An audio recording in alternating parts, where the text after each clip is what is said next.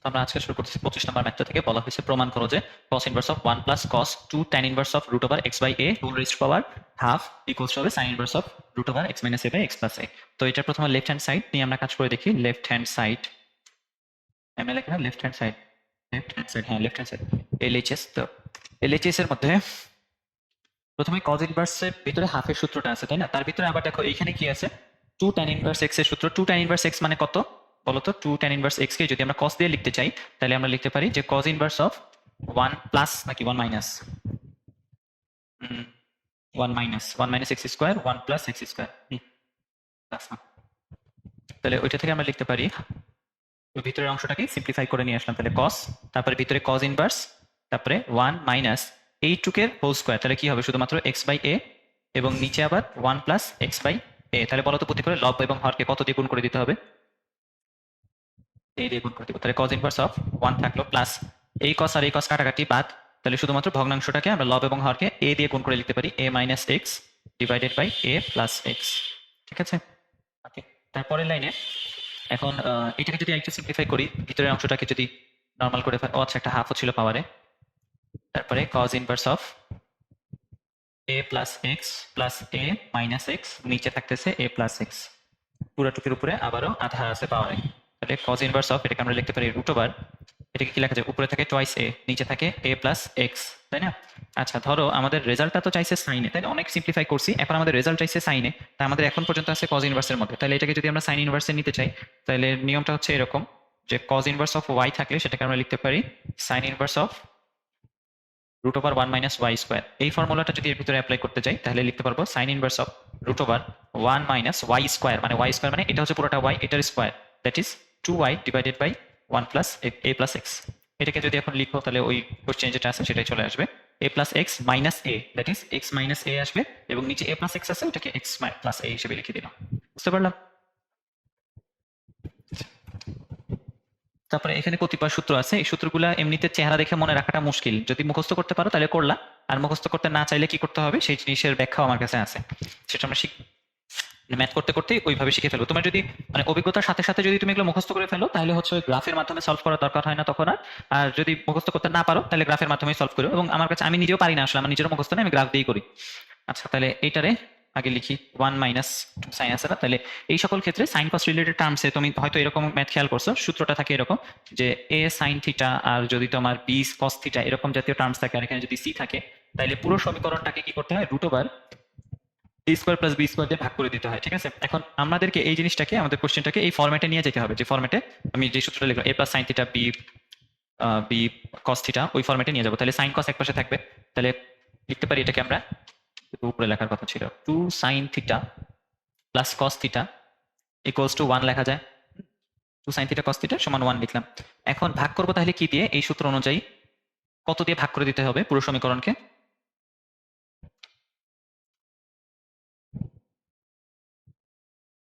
এই দেখো,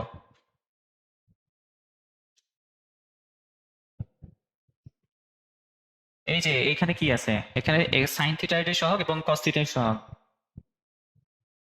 হ্যাঁ √5 দিয়ে পুরো সমীকরণকে ভাগ করে দিব আমরা। তাহলে আমরা পাচ্ছি, ধরো cos এর অংশটাকে আগে লিখলাম, তাহলে 1/√5 থাকলো। এটা তো শিখাইলাম যে এইরকম স্ট্যান্ডার্ড ফর্মে নিয়ে যাব, সাইন কস রিলেটেড সাথে যদি কোনো একটা কনস্ট্যান্ট থাকে তাহলে সেটাকে এরকম ফরম্যাটে নিয়ে যাব। নেওয়ার পরে সূত্র অথবা থাম্ব রুল হচ্ছে যে পুরো সমীকরণকে √1 a square plus b square দিয়ে ভাগ করে দেওয়া, তারপরে ক্যালকুলেশন করা। এটা হচ্ছে একটা টোটকা বুদ্ধি এই সমাধানটা করার জন্য, সেটা করতেছি। সেই টোটকা বুদ্ধি অনুযায়ী আবার এই পুরো সমীকরণকে আমরা যেহেতু কি দিয়ে √5 দিয়ে ভাগ করে দিতেছি, কসের অংশটাকে আগে লিখলাম, তারপরে সাইন থিটা ইকুয়ালস টু এখানে থাকলো 1/√5। হ্যাঁ, আচ্ছা এখানে একটা জিনিস খেয়াল করো যে এটা অলরেডি একটা, এখন যদি আমি এটাকে কস সামথিং এটাকে যদি সাইন সামথিং বলতে পারি তাহলে সূত্রটা তোমার যে কসে কস বি প্লাস সাইনে সাইন বি ওই রকম ফরম্যাটে চলে যাচ্ছে না। যদি এটাকে সাইনের কিছু আর এটাকে কসের কিছু দিয়ে লিখতে পারি, সরি এটাকে কস এবং এটাকে সাইন হিসেবে লিখতে পারি, তাহলে কসে কস বি প্লাস সাইনে সাইন বিতে চলে যায়। তাহলে আমরা ধরি কস আলফা সমান 1/√5। আচ্ছা, তার মানে এমন একটা ত্রিভুজ আমরা কল্পনা করছি যার জন্য cos আলফা সমান √5 হয়। তাহলে সেই ত্রিভুজটার চেহারা কিরকম? এখানে 1, এখানে √5। তাহলে বলো তো এটা যদি আলফা হয় তাহলে সেই ত্রিভুজের সাইন আলফা সমান কত?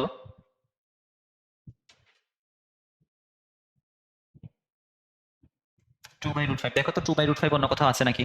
এই যে আমাদের এখানে বসে আছে 2/√5, তার মানে আমরা শুধু কস আলফা সমান এই যে 1/√5 ধরলে সেটা আমার সাইন আলফাটাকেও কভার করে দিতেছে, 2/√5 এই অংশটাও সাপোর্ট করে দিচ্ছে। তাহলে আমরা যেটা ধরছি সেই অনুযায়ী লিখতে পারি এখানে cos alpha cos theta equals equals না plus sine alpha sine theta. এটা সমান আবার কত 1/√5। এই 1/√5 আবার কত বলো? 1/√5 আছে এই যে ডান পাশে, এটাও কজ আলফা থাকবে এমনি। এটাকে একটা সূত্রে ফেলতে পারি আমরা, কি সূত্র? কজ আলফা মাইনাস থিটা, অথবা যদি আমি কস থিটা, এখন আমার মেইনলি আমাকে কার মান বের করতে হবে? থিটার মান না, সেই কারণে থিটার মানটাকে আমরা আগে ব্যবহার করি। তাহলে এটাকে যদি আমরা cos theta cos alpha sine theta sine alpha লিখি, জিনিসটা একই থাকে তাই না? তাহলে থিটাটাকে সামনে লিখবো, চেষ্টা করবা যেই ভ্যারিয়েবলটা তুমি মেইনলি নির্ণয় করতেছো সেটাকে সামনে রাখার জন্য। তাহলে theta minus alpha equals to থাকলো কজ আলফা। আচ্ছা, এ পর্যন্ত ঠিক আছে। এখন দুই পাশ থেকে আমাদের ইয়াদ থাকে কি, কস সরায় দেওয়া, কস উঠায় দেওয়া তাই না? কস কস কেটে দিব, আমরা তাহলে লিখে পেতে পারবো কজ আলফা সমান এটা সমান এটা তাই না? কিন্তু এটা করার আগে ওই যে একটা নিয়ম আছে এখন, মানে কসের জন্য, যে নর্মালি কস থিটা এবং কস থিটা থাকলে কি করতে হয়? ধরো কোথাও যদি থাকে কস আলফা, আলফা না, ধরো বিটা আর গামা দিয়ে দেখায়, ধরো কস বিটা পাইছো আর পাইছো এখান থেকে কস গামা, ঠিক আছে? এরকম থাকলে মেইনলি যদি তোমার বিটার ভ্যালু বের করতে হয় তাহলে পাই এন পাই ওই টার্মগুলো যাবে হচ্ছে গামা এর সাথে। মেইনলি যার ভ্যালু বের করলো তার সাথে তোমার পাই ফুই এইসব কিছু লাগাবে না, লাগাবো হচ্ছে আমরা গামা এর সাথে, ঠিক আছে? তাহলে তখন কসের জন্য সূত্রটা কি? সাধারণ সমাধান আমরা একটু দেখে আসি। কসের জন্য নর্মাল এই স্বাভাবিকগুলো মুখস্থ রাখতে হবে তোমার। সাইন থিটা, এই যে sine theta sine alpha, cos theta cos alpha, এরকম হলে কি হয়? থিটা এবং আলফা তাই না? আমি যেটা বললাম যে থিটা এর মান তুমি মেইনলি বের করতেছো যেহেতু, তাহলে আলফা এর সাথে ডান পাশের অংশটার সাথে হচ্ছে এটা সেটা যোগ বিয়োগ হবে। তো সেটা কত পাওয়া যায়? সেটা হচ্ছে 2n পাই প্লাস মাইনাস আলফা। এটার কি প্রমাণটা একটু দেখবা গ্রাফের ভিতরে? আচ্ছা, অল স্টুডেন্টস টেক কেমিস্ট্রি তাই না? আচ্ছা, তাইলে এই কোণগুলো বুঝছো, এই কোণগুলো হচ্ছে এক একটা অবস্থান নির্দেশ করে, ঠিক আছে? এই কোণগুলো এক একটা যদি আমি আর অবস্থান নির্দেশ করি তাহলে স্বাভাবিকভাবে ধরো একটা কোণ তোমার দেওয়া আছে, এখন উদাহরণ হিসেবে নিতে হবে আমাদেরকে, যে কস থিটা সমান দেওয়া আছে তোমার কাছে কস 60, তুমি ধরো এরকম পাইছো, ঠিক আছে? তো তুমি সেটাকে সবার আগে কোথায় চিন্তা করবো? আমরা প্রথম চতুর্ভাগে কই আছে এটা দেখি, তাহলে প্রথম চতুর্ভাগে রাখলাম। এটা এক একটা অবস্থান নির্দেশ করে, ঠিক আছে? আচ্ছা, আমরা কি কি জানি এই কস থিটা এর ভ্যালুগুলো কোথায় কোথায় ধনাত্মক হয় বলতো? এই প্রথম চতুর্ভাগে এবং এই চতুর্ভাগে তাই না? আচ্ছা, যদি এমন হয় তাহলে, এবং এখানে মান কত? cos 60 এর মান কত? হাফ না? cos 60 এর মান হচ্ছে হাফ, বুঝি? cos 60 এর মান হচ্ছে হাফ। এখন একটা জিনিস কি তুমি জানো যে কোনো জিনিসকে কি দিনই -1 দিয়ে গুণ করলে সেটা 180 ডিগ্রি ঘুরে যায়? এটা কি পড়াইছি কখনো তোমাকে? কোনো জিনিসকে ধরো এখানে একটা বিন্দু আছে, এই বিন্দুটা কত? এই বিন্দুর স্থানাঙ্ক হচ্ছে 30। এই বিন্দুটাকে তুমি -1 দিয়ে যদি গুণ করে দাও, বিন্দুটার স্থানাঙ্ক তাহলে কত হবে? -3 এবং 0 তাই না? -3 0 বিন্দুটা দেখো তো এইখানে আছে না? তাহলে দেখো এই বিন্দুটা কোথা থেকে কোথায় গেল? এই বিন্দুটা এইখানে ছিল, এটা 180 ডিগ্রি ঘুরে এখানে চলে আসছে, বুঝতে পারলাম? এখানে ছিল 180 ডিগ্রি ঘুরে এখানে চলে আসছে। এই জিনিসটা ত্রিকোণমিতির ক্ষেত্রেও হয় এবং লাইফের অন্যান্য বিভিন্ন জায়গাতে তুমি এই জিনিসটা রিপিট পাবা। যেমন আমি মাত্র বললাম -1 দিয়ে গুণ করলে 180 ডিগ্রি ঘুরে যায়। আয়োটা আছে না, √1, আয়োটা দিয়ে কোনো কিছুকে গুণ করলে সেটা 90 ডিগ্রি ঘুরে যায়। আবার ওমেগা আছে যে ঘনমূল একের, সেটা দিয়ে কোনো কিছুকে গুণ করলে সেটা 120 ডিগ্রি ঘুরে যায়, ঠিক আছে? মানে কোনো কিছুকে কি জানি ওমেগা দিয়ে গুণ করলে তার রোটেশন হয় 120 ডিগ্রি। কিভাবে হয় এটা আমরা সামনে দেখবো হয়তো কপালে থাকলে। আপাতত আমাদের যেটা লাগবে সেটা হচ্ছে যে কোনো জিনিসকে -1 দিয়ে গুণ করলে 180 ডিগ্রি ঘুরে যায়। তাহলে এই কথাটাও সত্যি, যদি আমি এই জিনিসটাকে 180 ডিগ্রি ঘুরাই দেই তাহলে এই মানটা ঋণাত্মক হয়ে এখানে চলে আসবে, তাই হয়। তুমি যদি এই মানটাকে পিছনের দিকে এইদিকে বর্ধিত করে দাও তাহলে এটা কি 180 ডিগ্রি রোটেট করে ফেলছি, তাহলে ওর যে মানটা ছিল হাফ, এই হাফ ভ্যালুটা এখানে হয়ে যাবে -হাফ। বুঝতে পারলাম? বুঝছি। আচ্ছা, এবং এই হাফ যে ভ্যালুটা, মানে হাফ মানে পরম মান হিসেবে হাফ কোন কোন জায়গায় আছে সেটা দেখতেছি আমরা। এখানে পরম মান হাফ, এখানেও কিন্তু পরম মানে হাফ আছে। এইখানে কি পরম মানে হাফ পাওয়া যাবে কি মনে হয়? হাফ পাওয়া যায়, কিন্তু সেটা 180 ডিগ্রি রোটেশনে হয় না, সেটা হচ্ছে তোমার মানে পিকুলিয়ার একটা রোটেশনে কত আরো 60 ডিগ্রি, আরো 60, হ্যাঁ আরো 60 ডিগ্রি রোটেট করে তারপরে পাওয়া যায় ওই যে cos 120 এর জন্য, তাই না? ওটা নিচ্ছি না আমরা। এখন দেখো এটা হইতেছে, তাহলে আমরা হচ্ছে এখন এইটা থেকে চিন্তা করতে থাকি আর কি, যে মূল যেই লাইনটা আছে, মূল যেই রেখাটা ছিল, এই রেখা থেকে এই ঘুরে আসে কত ডিগ্রি? 60 ডিগ্রি। আর এই রোটেশনটাকে আমরা বলি হচ্ছে পাই প্লাস 60 ডিগ্রি, তাই না? পাই প্লাস 60। কিন্তু পাই প্লাস 60 নিলে কি আমার ভ্যালুটা সেম থাকে নাকি ঘুরে যায়, চেঞ্জ হয়ে যায়, মাইনাস হয়ে যায়? তাহলে তো আমাদের ওইটা নিলে হবে না, আমার তো হাফ তো আর আসতেছে না। আচ্ছা, আর একটা ভ্যালু আছে আমরা জানি, সেটা হচ্ছে 120 এর জন্য -হাফ পাওয়া যায়, তাই না? তাহলে আবার আমরা দেখি শুধু হাফ কোথা থেকে পাচ্ছি। তাহলে এটাকে কি আমরা এটাকে কি বলবো? এটাকে বলা হইতেছে পাই প্লাস 30, তাই না? এটা যেহেতু 120, পাই প্লাস 30 বলা যায়, সরি পাই বাই 2 প্লাস 30। বোঝো নাই? π/2 + 30 করতেছে কেন? বুঝছি কি? মোরাল অফ দ্য স্টোরি হচ্ছে যে আমরা যদি আচ্ছা আচ্ছা এখানে যে কোণটা ছিল সেটা হচ্ছে 120। এখন এটাকে যদি আমি মূল রেখাটা থেকে যদি আবার এটাকে রোটেট করে আনতে চাই তাহলে এটাকে লিখতে হয় π/2 + 60 ডিগ্রি, সরি π/2 + 30 ডিগ্রি, যেটা নিলেও আমাদের কাজ হইতেছে না। কারণ হচ্ছে এখানে মানটা কি ঋণাত্মক, এখানেও কিন্তু -1/2 হয়। আবার যদি আমি লিখতে চাই এটাকে π-60 তাইলেও ঋণাত্মক, π+60 নিলেও ঋণাত্মক, -60 নিলেও ঋণাত্মক। শুধুমাত্র এই রেখার সাথে 60 ডিগ্রি কোণ তৈরি করলে হাফ পায়। আবার দেখো এটাকে যদি আমি বিপরীত দিকে আঁকি, চতুর্থ চতুর্ভাগে, এই জিনিসটাকে যদি আমি চতুর্থ চতুর্ভাগে আঁকি, এটা কিন্তু হইলো এখন এই পাশে 60, এই পাশে -60, কোণগুলো হচ্ছে 60 এবং -60। তুমি দেখো তুমি কসের ভিতরে +60 বসাও আর -60 বসাও, ভ্যালু কিন্তু সেই হাফের হাফই থাকবে, তাই না? তাহলে আমাদের যে হাফ, যে জিনিসটা আমি চাইতেছি cos 60 এর ভ্যালু যে হাফ, সেটা শুধুমাত্র প্রোভাইড করতে পারে আমাকে এই রেখাটা এবং এই রেখাটা। ঠিক আছে? এই রেখা বলতে শুধুমাত্র 60 ডিগ্রি -60 ডিগ্রি এটা বোঝায় না। এই কোণ বা এই রেখাটা হচ্ছে একটা অবস্থান। এই অবস্থানটা আমি 60 ডিগ্রি ঘুরেও আসতে পারি, এই অবস্থানটা আমি কিন্তু 300 ডিগ্রি ঘুরেও আসতে পারি। ঠিক আছে না? একই অবস্থানে। আবার আমি সেটাকে তোমার কত 600 660 ডিগ্রি কোণ ঘুরেও কিন্তু এখানে আসা যায়। 660 ডিগ্রি ঘোরা মানে কিন্তু এইভাবে ঘুরে আবার এই একই পজিশনে আসা। আচ্ছা, তাহলে cos-এর ধনাত্মক মানগুলো আমাকে শুধুমাত্র প্রোভাইড করতে পারে +60 এবং -60। এবং আমি যেটা বলতেছিলাম এখানে +60 এবং -60 একমাত্র কোণ না, এগুলো হচ্ছে বললাম কি এই কোণগুলো আসলে একটা অবস্থান নির্দেশ করে। তুমি এই 60 ডিগ্রিতে নর্মালি এইখান থেকে এইটুকু ঘুরে আসতে পারো, তুমি পুরাটা ঘুরে তারপরে আবার 60 তে আসতে পারো। তাহলে তুমি 360 + 60 করলা, তারপর এটা হবে কত 720 + 60, তাই না? তার মানে প্রত্যেকটা রোটেশন তুমি দিয়ে তারপরে 60 ডিগ্রি আগাচ্ছ, দুইবার ঘুরে 60 ডিগ্রি, তিনবার ঘুরে 60 ডিগ্রি, বারবার সেই হাফই পাবা না। তো এই যে এক একবার যে আমি ঘুরতেছি প্রত্যেকটা রোটেশনে কতটুকু কৌণিক দূরত্ব অতিক্রম করা হয় 2π। একবার ঘুরলে 2π, দুইবার ঘুরলে 2 × 2π, তিনবার ঘুরলে 3 × 2π। তাহলে n × 2π বার ঘোরার পরে আমি যদি আরো 60 ডিগ্রি কভার করি তাহলে আমি কি পাচ্ছি, হাফ পেয়ে যাচ্ছি, তাই না? ঠিক একইভাবে দেখো তুমি যদি এই হ্যাঁ ঠিক একই পজিশন থেকে তুমি -60 তে আসো, হাফ। তুমি পুরাটা একবার ঘুরে তারপর -60 তে আসো, হাফ। তুমি দুইবার ঘোরো তারপরে -60 তে আসো, হাফ। তিনবার ঘুরে -60 তে আসো, আবারও হাফই পাচ্ছি। তার মানে n 2π, n মানে হচ্ছে যতবার ঘুরলাম, 2π মানে এক একটা রোটেশন, মাইনাস মানে পিছনের দিকে হাফ যাওয়া। এই দুইটাকে কম্বাইন্ড করে লেখা হয় 2πn +- 60। কেন +-60? এখন এই +60 জায়গায় যদি আলফা থাকতো তাহলে এখানে আমরা লিখতাম আলফা। বুঝতে পারছি? মনে থাকবে? আচ্ছা, তাহলে আমাদের এইখানে কি ঘটছিল যে cos থিটা মাইনাস, মানে এটা হচ্ছে একটা কোণ যেখানে আমাদের ভ্যারিয়েবল সহ আছে, এটা হচ্ছে আমরা মেইনলি বের করতে চাই, সাথে হচ্ছে এখানে একটা আলফা আছে। তাহলে মূলত এটা যেমন আছে তেমন থাকবে, ডান পাশের সাথে আমরা হচ্ছে ওই যে 2πn এর অংশটা নিয়ে আসবো। কি জানি ছিল সেটা, 2πn plus minus alpha, plus minus alpha আছে।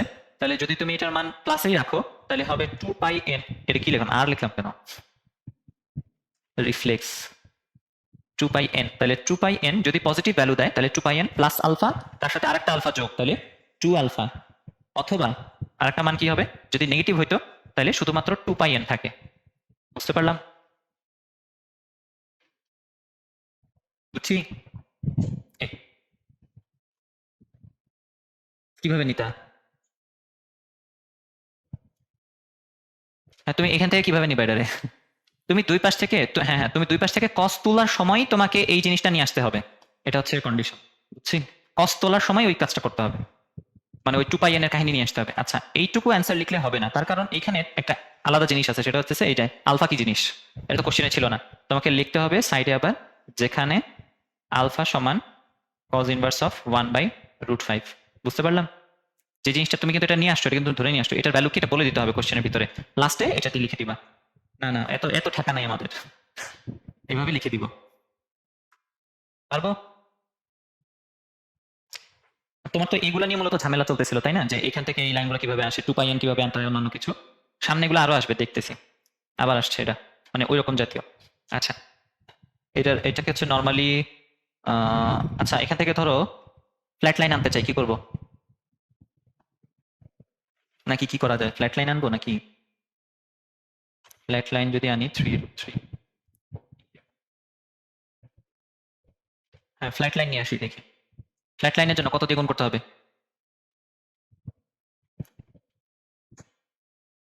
হ্যাঁ হ্যাঁ, তাহলে √3, এখানে থাকবে cos 2x, মাইনাস এখানে কত থাকবে, sin 2x only, sin 2x equals two থাকবে 4 into sin 2x cos 2x। আচ্ছা, এটা দেখো তো আগেরটার মতো ফর্মেটে আসছে নাকি, এই যে এইখানে a sin theta b sin theta, এটা c এর সাথে অন্য কিছুও থাকতে পারে, কিন্তু a sin theta b cos theta এরকম কিছু একটা পাইছি কি, প্লাস না হয়ে মাইনাস হতে পারে, সমস্যা নেই, মাইনাস থাকলেও একই। তাইলে কত দিয়ে ভাগ করে দিব বলো তো পুরো সমীকরণটাকে,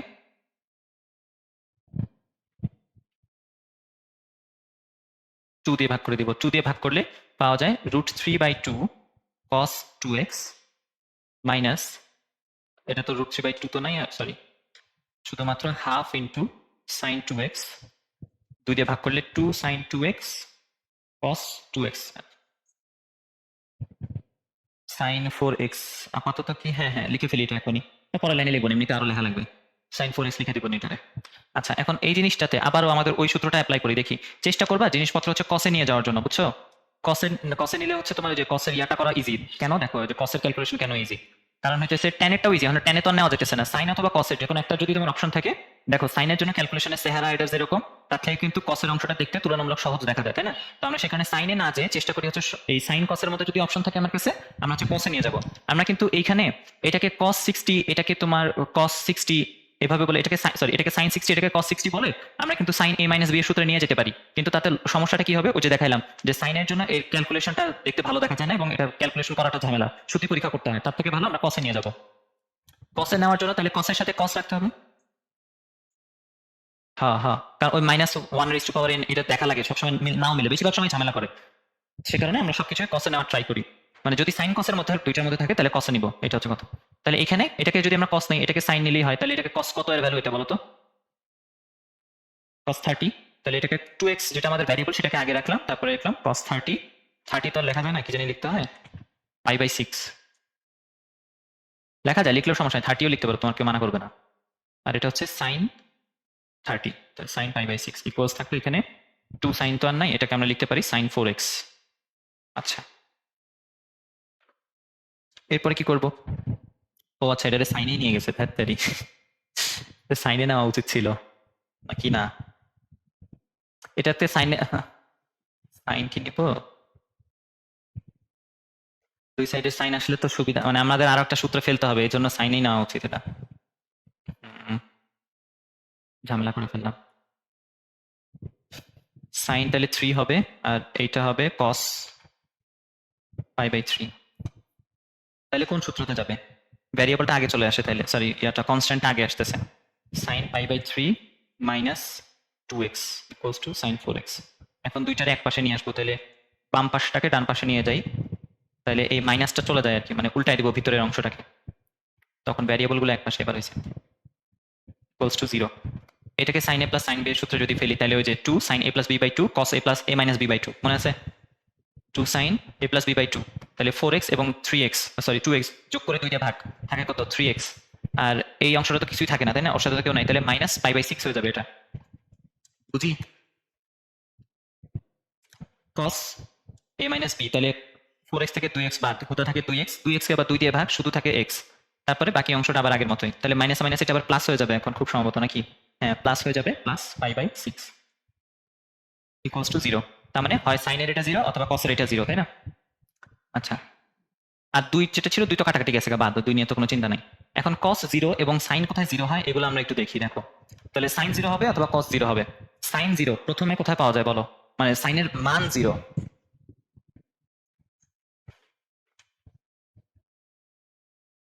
কোথায় এখন,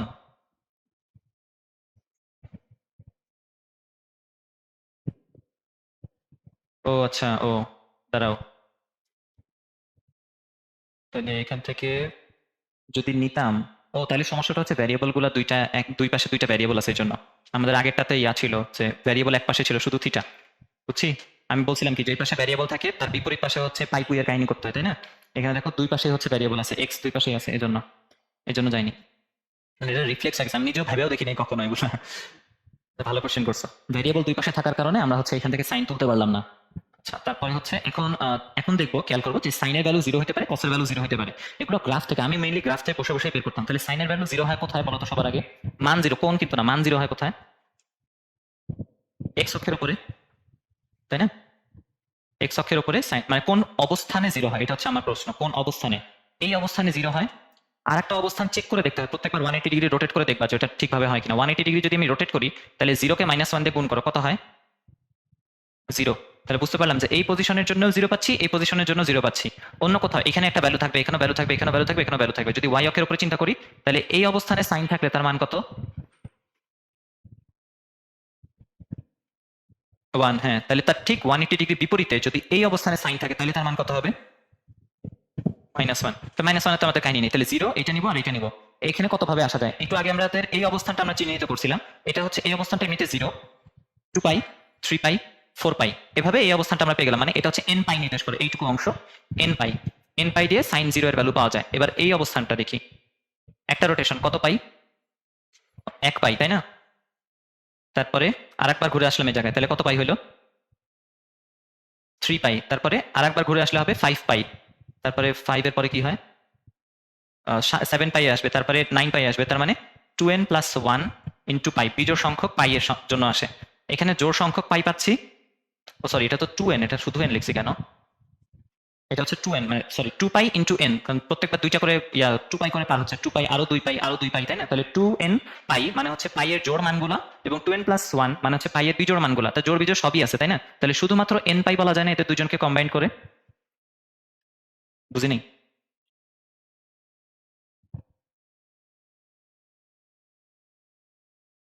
হ্যাঁ হ্যাঁ, শুনছি শুনছি, চুপ করেছিলাম। তার মানে n পাই জোড় বিজোড় দুইটাই কভার করতেছে এবং ওই অবস্থানটা। তাহলে সাইনের জন্য আমরা লিখতে পারি যে সাইন 3x মাইনাস এটা সমান হবে, যদি 0 হয় তাহলে আমরা এটাকে লিখতে পারি সাইন 0, এভাবে লিখবো। তারপরে লিখবো হচ্ছে, না এই সাইন 0টা লেখা হয় না, এর পরের লাইনেই হচ্ছে আমরা ডিরেক্ট বসায় দিতে পারি যে 3x minus 6 pi, pi by 6 আর কি, ইকুয়ালস টু n পাই। তারপর এখান থেকে মান লিখতে, সরি এটা x, কি লিখি, n pi plus pi by 6, তাহলে x সমান থাকলো 1/3 n pi plus minus plus 2, শুধু প্লাস পাই বাই 6। পছন্দ? আচ্ছা, কসের জন্য এবার 0, তাহলে কসের 0 কই থাকে? এইখানে থাকে, আর একটা থাকে এই জায়গায়। হ্যাঁ, 90-তে এখানেও 0, এখানেও 0, -1 দিয়ে গুণ করলে অন্য কোথাও 0 হয় না। তাহলে এই পজিশনটা কত? এটা হচ্ছে পাই বাই 2 এর গুণিতক, কি বলে এটারে, বিজোড় গুণিতক, তাই না? একবার পাই বাই 2, সরি এটারে কেমনে লেখে, এটা হচ্ছে শুধুমাত্র পাই বাই 2, আবার ওই একই পজিশনে ফেরত আসে হচ্ছে আরো দুইটা রোটেশন করে 2 পাই করলে, তাই না? তারপরে আবার আসে কত, 4 পাই যোগ করলে আরো 6 পাই, এভাবে। আবার যদি আমি এই পজিশনটার কথা চিন্তা করি তাহলে এটা হচ্ছে কি, তোমার 3 বার পাই বাই 2 ঘুরতে হয়, 3 বার পাই বাই 2। আচ্ছা এভাবে দেখো, এটা হুদাই ঝামেলা করতেছি, ভালোভাবে খেয়াল করো। পাই বাই 2 মানে 90 ডিগ্রি, তাই না? একটা রোটেশনে পাই বাই 2 ইন্টু 1, এখানে আসলাম আবার 0, পাই বাই 2 ইন্টু 3, এখানে আসলাম pi by 2 into 5, pi by 2 into 7, pi by 2 into 9, pi by 2 into 11, বুঝছি? তাহলে কি লিখতে পারি এটাকে, পাই বাই 2 এর বিজোড় গুণিতক 2n প্লাস 1, এটা হচ্ছে কসের জন্য। তাহলে কসেরটারে আমরা লিখতে পারি এমনি ইকুয়ালস টু 0, তাহলে x plus pi by 6 equals to pi by 2 into 2n plus 1, আর তখন এটা থাকলো pi by 2 into 2n plus 1 minus pi by 6। বুঝতে পারলাম? আচ্ছা, এটারে সিম্পলিফাই করা যায় আর একটু সুন্দর করে ভাঙা চড়ে লিখলে দেখা যায় এটা একটু ছোট হয়ে আসে, না লিখলেও হবে, সমস্যা নেই। এখন মানুষ যেটা করে যে সাইন থিটা সমান পাই হইলে, মানে 0 হইলে পারে কি করতে হয় না করতে, এগুলো মুখস্থ করে। যেমন আমরা দেখো n পাই হয়, এটা আমরা এই মাত্র প্রমাণ, মানে এখানে তো ছিলই, এটা তো ছিল, এটা যদি মুখস্থ করে ফেলে তো ভালো কথা। আর যদি মুখস্থ না হয় আমার মতন, তাহলে বসে বসে গ্রাফ দেখবা। cos 0 হইলে কি করতে হয়, 2n প্লাস 1 পাই বাই 2, যদি মুখস্থ থাকে তাহলে তো ভালো কথা, না মুখস্থ হইলে আমার মতন বের করবো বসে বসে, পারবো, মনে থাকবে? অনুরূপভাবে যে সাইন 1 এর জন্য কি করতে হবে, -1 এর জন্য কি করতে হবে, আলাদা আলাদা সূত্র বের করে রাখছে শর্টকাট, মুখস্থ করতে পারলে করবো, আর যদি না মুখস্থ হয় তাহলে এইভাবে ম্যানুয়ালি চেক করবো কোন পজিশনের জন্য হচ্ছে 0 হয় কিংবা 1 হয়, সেই পজিশন গুলা কোনগুলা বারবার রোটেট করে করে দেখবো, সেই অনুযায়ী মান বসাই দিলে হবে। আচ্ছা এবার এটা দিছে,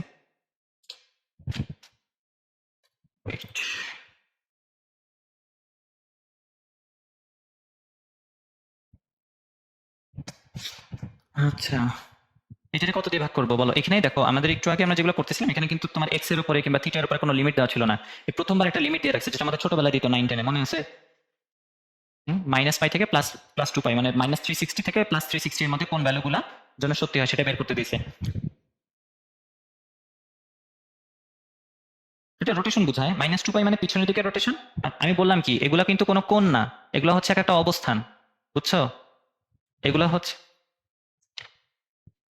আচ্ছা দেখতেছি, সমস্যা, এটা ঠিক হয়ে যাবে। এখন দেখি কই জানি আমরা 28-এ আছি। এখন কত দিয়ে ভাগ করবো এটা বলো আমার আগে। 2 দিয়ে ভাগ করবো, তাহলে থাকে √3/2 sin theta minus half into cos theta, 2 দিয়ে ভাগ করলে এনে থাকে 1। আচ্ছা, আমি কি বলছিলাম ওই জায়গায় যে ওই আগেরটার ক্ষেত্রে আমাদের কাছে এখানে sin 4x ছিল, আমাদের জন্য ইজি ছিল যে আমরা সাইনের ক্ষেত্রে নিয়ে যাই। এবার কিন্তু আমাদের সেই সিচুয়েশন নাই, তাহলে আমাদের কি চেষ্টা করতে হবে, এটাকে কসের টার্মসে নিয়ে যাওয়ার। কিন্তু কসের জন্য কি কখনো সামনে সাইন থাকে? থাকে না। কসের জন্য হয় কসে কস বি মাইনাস সাইনে সাইন বি, অথবা কসে কস বি প্লাস সাইনে সাইন বি, এরকম। তাহলে কস আগে থাকতে হবে। কস যদি আমি আগে রাখি তাহলে -1 দিয়ে পুরো সমীকরণটাকে গুণ করে দিয়ে আমরা লিখতে পারি half into cos theta minus √3/2 into sine theta equals to -1। -1 আসলেও কোনো সমস্যা নেই, এটার ক্যালকুলেশন আমরা করতে পারবো। মাইনাস, সরি, এখন হাফ আছে, কস কত এর ভ্যালু হাফ হয়, cos থিটা ইন্টু এটাকে আমরা লিখতে পারি cos π/3, cos 60 এর ভ্যালু যেহেতু half, minus sine theta sine π/3, এখানে থাকবে মাইনাস হাফ থাকা।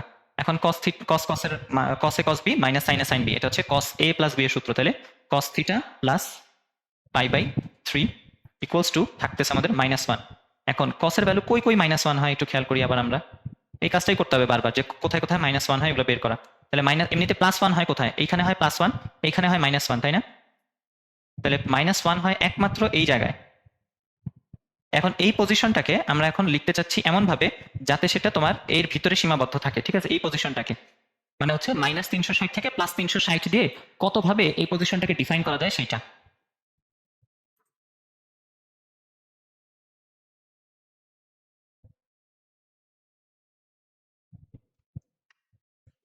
মিউট করে রাখছো, কিছু বলতেছো?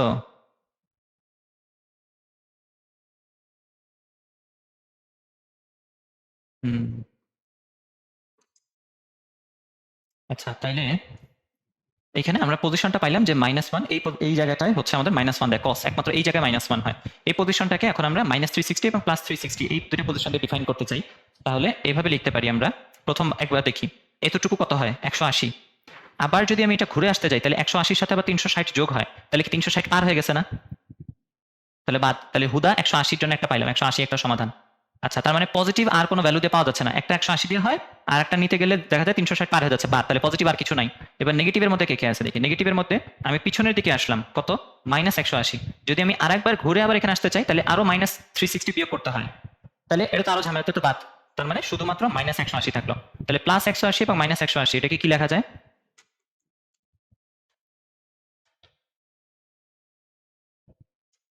প্লাস মাইনাস পাই। হ্যাঁ, আর যদি অন্য কোনো ভাবে হইতো, এটা যদি ফুল রোটেশনে থাকতো, মানে সবাই মিলে যদি তৈরি করতো, মানে কি বলে, মানে যদি লিমিটটা না থাকতো তাহলে সেটাকে কি বলতা? পাই, তার সাথে 2π, না না, nπ হইতো না। nπ হলে তো এই পজিশনটাও চলে আসে। একটা পাই, তিনটা পাই, পাঁচটা পাই, সাত, না না, 2n+1, 2n+1 ইন্টু পাই, মানে বিজোড় সংখ্যক মান দিয়ে পাওয়া যায়। যদি পিছনের দিকেও নেই আমরা তাইলেও সেইখানেও মাইনাস নেওয়া যায়। তার মানে এটা হচ্ছে আসলে +-2n+1 ইন্টু পাই। বুঝতে পারলাম? আচ্ছা, দেখি এটা চেক করে আসি, দাঁড়াও একটু। -1 এর জন্য এটাই নাকি cos -1 যদি হয় তাহলে 2n+1 ইন্টু পাই ধরতেছে। মাইনাসটা কেন নিল না, তার কারণ হইতেছে এই পজিশনটা আসলে সেম। প্লাস নেওয়া আর মাইনাস নেওয়া একই কথা, এই কারণে এটা বোঝানো হয় না আলাদা করে, সমস্যা নাই। আর মাইনাস নিয়েও লাভ হয় না, তার কারণ হচ্ছে যে কসের ভিতরে মাইনাস নেওয়া না নেওয়া তো সমান কথা, তাই না? সে কারণে মাইনাসটা লেখেই নাই ওরা, আমাদের প্রয়োজনে আমরা ব্যবহার করবো নি।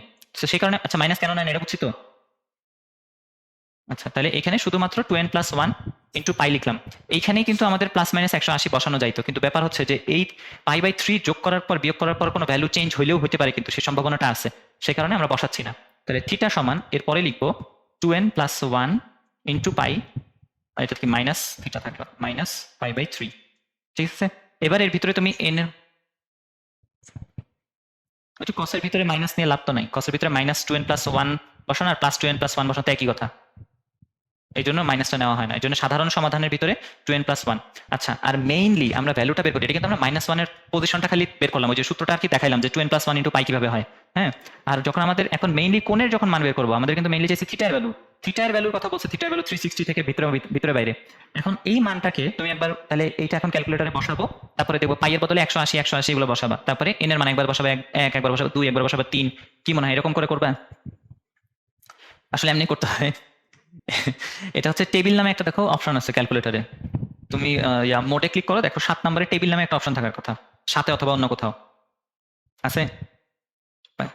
টেবিলের ওইখানে প্রথমে ফাংশন লিখতে বলতেছে না একটা এফ অফ এক্স, ওখানে এমনি লেখো ফাংশনটা 2x + 1 * 180 মাইনাস 180/3 মানে কত 60 নাকি? হ্যাঁ 60 মাইনাস 60 এভাবে লিখো, এই ফাংশনটা লেখো। লেখা হয়েছে?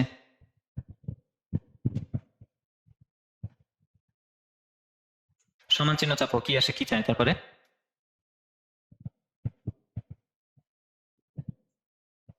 স্টার্ট মানে কত থেকে স্টার্ট করতে হবে। এখন দেখো মানে আচ্ছা শোনো শোনো শোনো শোনো, এটা মানে হচ্ছে তুমি এক্স এর মান কত থেকে শুরু করে কতর ভিতরে তুমি চেক করতে চাও এন এর ভ্যালু। হ্যাঁ এখন এন এর ভ্যালু এখানে লিমিটটা আমাদের ছোট, -360 + 360 লিমিটটা অনেক ছোট, কিন্তু এটা তোমার তোমার 1000 2000 হতে পারতো। সেফ থাকার জন্য সবসময় হচ্ছে ট্রাই করবা যে ইয়াতে ট্রাই করার জন্য, কি জানি আমি যেটা করি কি যে কত জানি দেয় তোমার -5 দাও, স্টার্ট করো -5 থেকে, মানে এন এর ভ্যালু আমরা -5 থেকে চেক করবো, -5 থেকে +5, তারপরে ইন্ট +5, তারপর কি ইন্টারভাল জিজ্ঞেস করতেছে নাকি?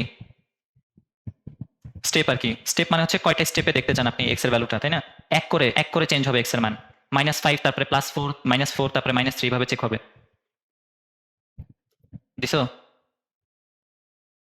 হ্যাঁ কই চলে গেল? 1 দিছো না? আচ্ছা আসতেছে মনে হয়, প্রসেস হচ্ছে। তুমি 1 চাপো, তারপর সমান চিহ্ন চাপো।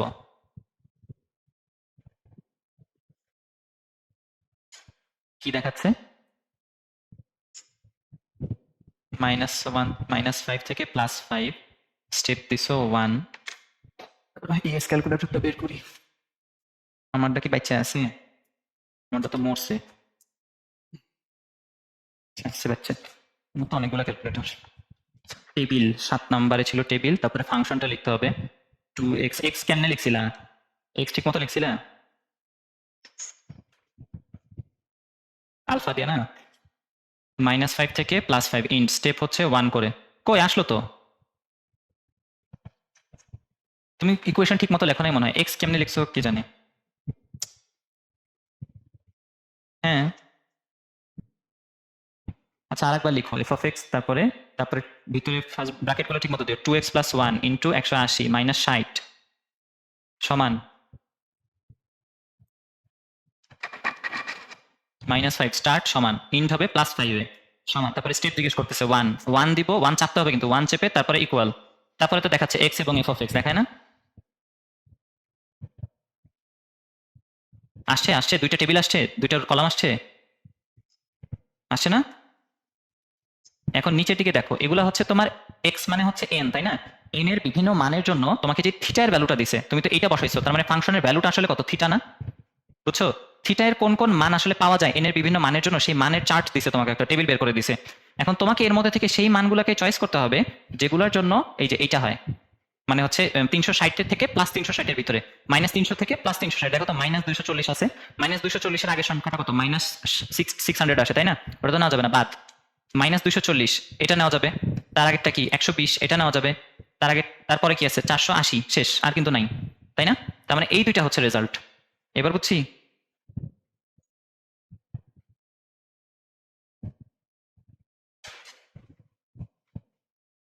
শুনি নাই, কি বললা? কিছু বলছো কি?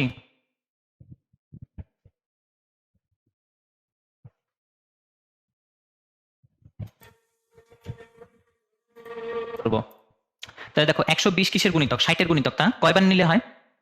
2 × 60, আর এটাকে নিতে হয় -4 × 60, তাহলে এটারে বসাই দিব 4 × 60 মানে কি π/3, আর এটা হইতেছে 2 × π/3, শেষ। বুঝছি? এই দুইটা তাহলে রেজাল্ট হিসেবে এভাবে লিখবো। এটাই তো ইজি ওয়ে। কোনটা কোনটা? এইটার এইটার তুমি 240 120 রাখলে তো কেউ তোমাকে মারবে না, সমস্যা নাই। ডেলিকেট একটু অ্যাস্থেটিক লুক দেওয়ার জন্য আমরা পাই দিয়ে লিখি, বুঝছি? আর আরেকটা কথা যেটা বলতে নিলাম কি জানি, ও হ্যাঁ, এই যে এমসিকিউতে যদি এরকম থাকে তখন কি করব?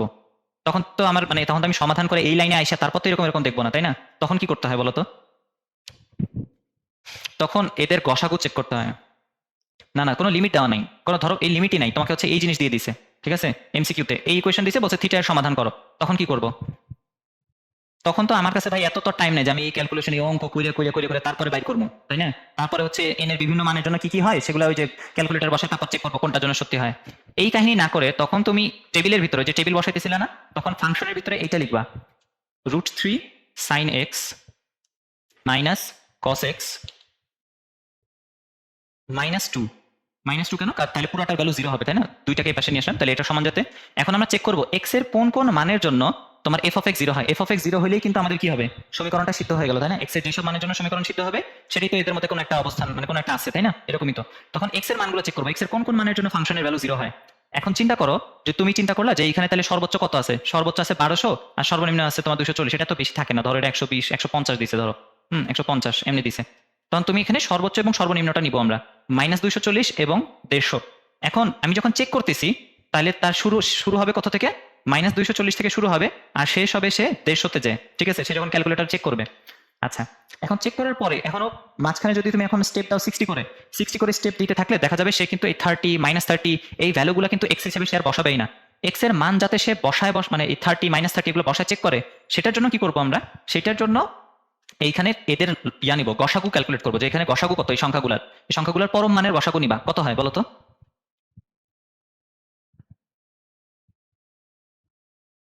পরম মানের গসাগু, পরম, হ্যাঁ 30, পরম মানের গসাগুর জন্য সর্বনিম্ন সংখ্যাটা খেয়াল রাখতে হয়, এখানে 30 দেখতে হয় যে 30 সংখ্যা দিয়ে দিয়ে বাকিগুলো যায় কিনা, দেখা যায় 30 দিয়ে এটাও যায় এটাও যায়, তাহলে 30ই হচ্ছে গসাগু, -30 তো যাই।